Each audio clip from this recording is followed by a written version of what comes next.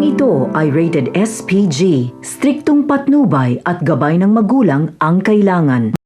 Nakalipat na ng bagong tirahan ang mga Montenegro, ngunit hindi pa rin matahimik si Ramon dahil iniisip niya pa rin ang lalaking tumangay kay Mokang. Kaya agad niyang inutos kay Severino na kumuha ng kopya ng CCTV. Tila siniswerte naman si Olga dahil malabo ang kuha at hindi namukaan si Tanggol.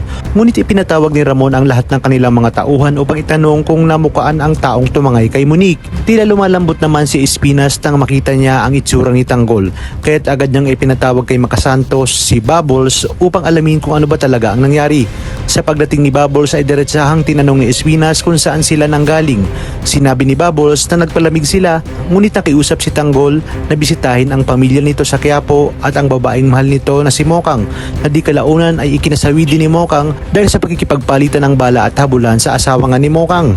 Nagbanta naman si Espinas na sa oras na sumabog ang nangyari sa kanila ay mananagot sina Bubbles at Tanggol.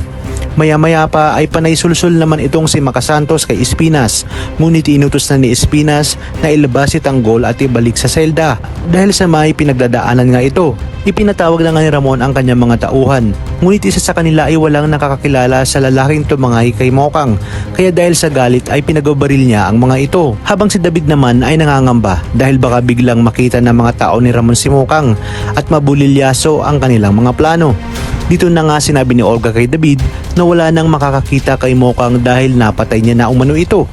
Sa kabilang banda, sa pagbalik ng selda ni Tanggol ay agad siyang kinumpronta ni Mayor at pinagbantaan na kahit kailan umano ay hindi na niya hahayaang magsama pa sila ni Bubbles dahil puro disgrasya na lang ang nangyayari pagkasama ni Tanggol si Bubbles.